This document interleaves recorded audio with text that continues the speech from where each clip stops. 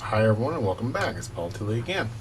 The next section I'd like you to look at is this calculating a bond price on any date. And this is a useful tool to have because normally bonds aren't always sold on the date of their, I'll call it the anniversary or the semi-anniversary date that we've looked at so far. So let's say, for example, in a simple scenario, that you had bonds that were sold on August 15th of any year, August 15th of any year. That means that they will pay on February 15th of the year and August 15th, February 15th, August 15th. So every half year is paid on these dates. So these are the anniversary dates. Now, you could very well sell your bond, let's say, on November 3rd. So in terms of the line of days, then what we have is it being sold somewhere between two interest payment dates. So we need to be able to calculate the price of the bond when it falls between a payment date. Here's the simple of what needs to happen in order to make that work. Here's the logic of it. What we do in order to be able to calculate the bond price on any date is to calculate the value of the bond on the date prior, I'm going to call it the semi-anniversary date, prior to the sale. So in this particular event, depending on what year it is, let's assume that any year, it gets sold on November 3rd, we're going to calculate the present value of the bonds to the date, the anniversary date just prior to that date. So the date we sell is November 3rd, the anniversary date is November 15th. We're going to calculate the present value of the bonds. So here we are with this first step, calculate the present value of the remaining payments on the preceding interest period. That's step one. I'll give you an example of that now in a second.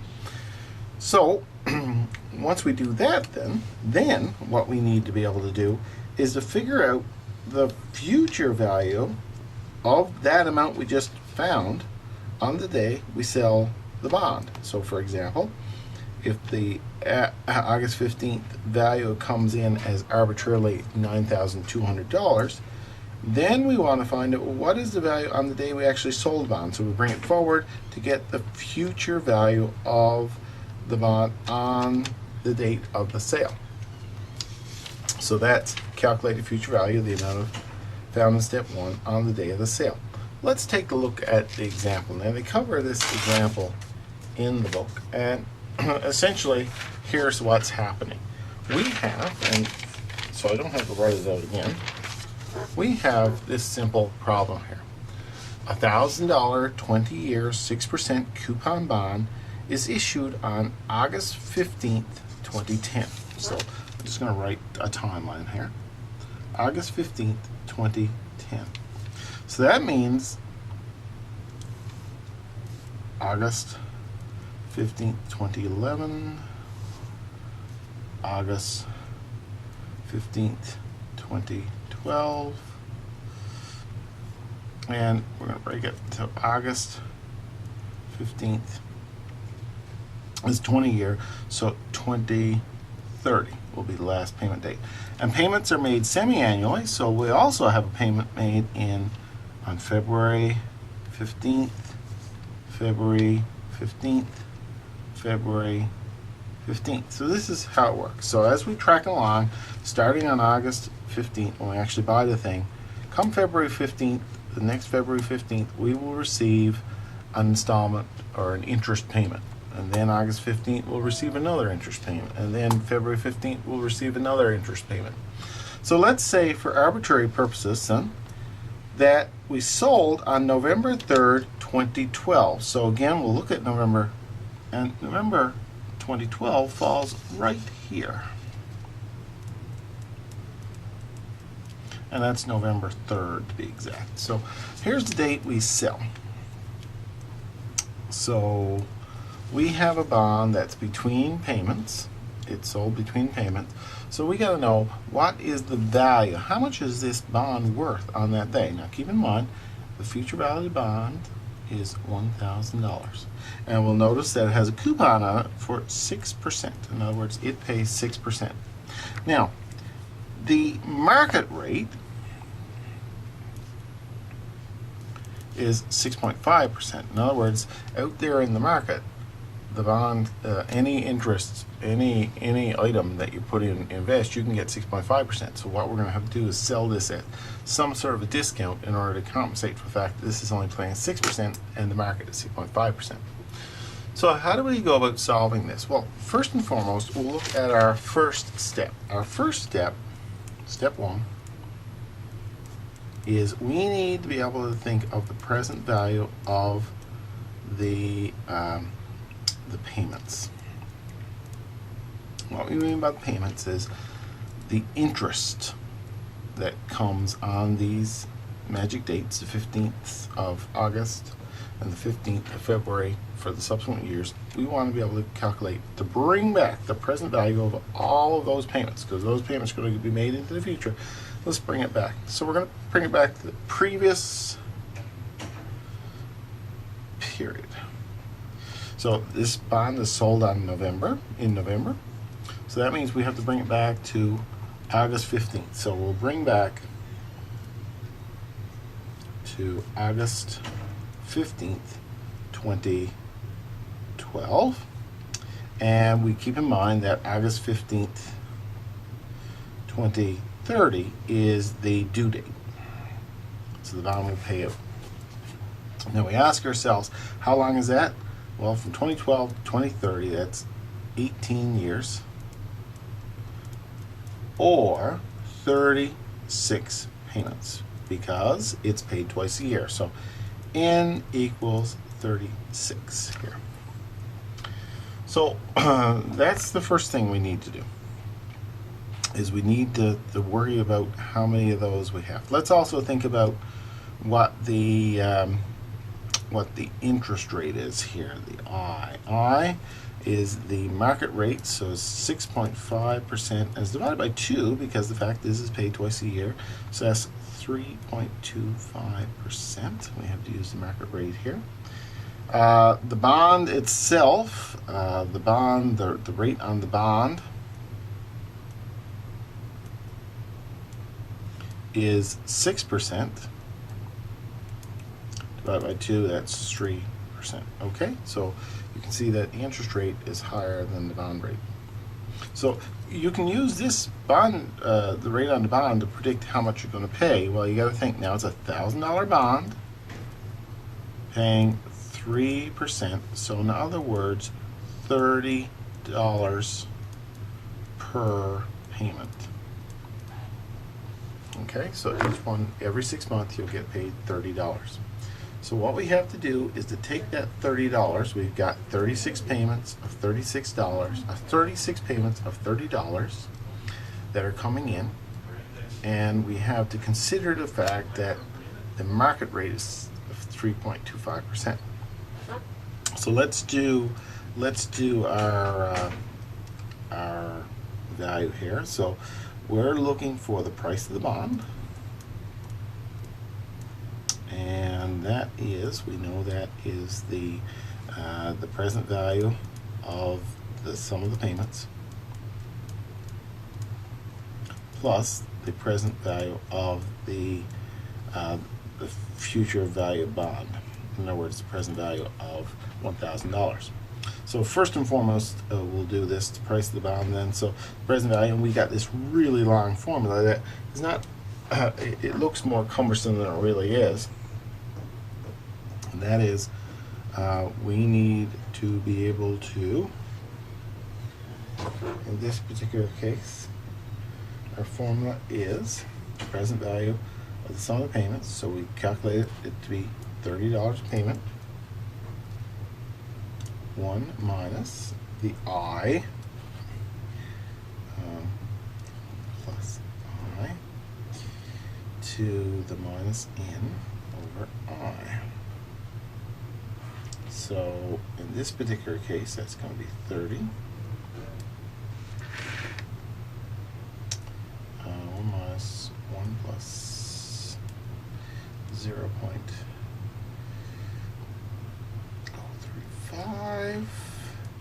minus, and we've calculated it to be 36 payments minus 36.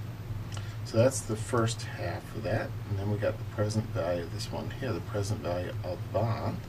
So on this particular, the bond is $1,000, and it's 1 plus I to minus n. So that's 1,000. 1 plus I is 0.035 to the minus 36, and that works out to 316.19.7, and this side here works out to 631.20. So we add these two together. So this is plus that. We add the 631 and that together, and we know that the present value of bond at August 15th, 2012 is $947.40. So that's what we call step one. What we've done is we've come up with the value. We've come up with the value on this date right here, $947.40. And that's what we have to do in step one, is bring back get the value to the date just prior, the payment anniversary just prior to the date we sell it. Now, okay, so now we need to do step two. What step two says is it says calculate the future value of step two, and I'll write it down in a second now, but we're going to calculate the future value of that $947.40 on November 3rd, 2012. How do we do that? Well, if we look at the future value, this is step two. Step two of 947.40. So we're calculating the future value, 947.40 for, and then we got to ask ourselves how many days. So we ask ourselves, how many days is it from August 15th, 2012 to November 3rd, 2012? If we look at our little handy dandy reader right here, this little serial number chart, you will see that August 15th is day 227. So 365 days in a year minus the 227 will give us the number of days in that part of the year we have to do. There'll be 138 days. So there's 138 days here. And then we flip over on the next year, into the next year, and up until February 15th. February 15th, and February 15th is day 46. So it's 138 days into 12 and 46 days in 2015 for a total of 184 days. So we've got a total in this period that runs from here to here. It's 184 days. The period from August 15th to November 3rd, if we do this little accounting again, August 15th to November 3rd, you'll do the math on that and you'll find that that's 80 days. So in terms of this, the future value of 947.40 for 80 of 184 days. So that's what we're really calculating, is the future value of 947 for 80 of 184 days. And keeping in mind now that at 3.25%. So let's write this in a proper formula. So this will be F value, which is really a fancy name for the price, the actual price that we sell the bond, is going to be the present value, 1 plus I to the n. So our present value we said is 947.40. 1 plus I, which is 0.0325, to n, and n, we calculate n to be 80 over 184. So if we do the math on that, that will come to a future value of $960.67. In other words, when we look at this, the value on that day is going to be $960.67.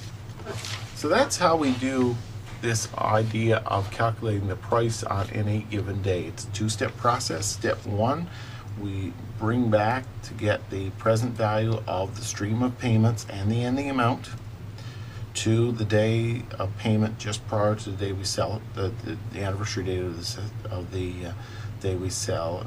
And here it is, 947.40. Then we take that amount and we bring it right up to, we calculate the future value, but to the day we actually sell. So the day we actually sell is 80 days forward of that payment date. And there's 184 days in the total window. So 81/84ths along the way we sell it. So effectively we take 81/84th as the time period. The rate of interest is 6.5% annually, which is 3.25% on the semi-annual payment.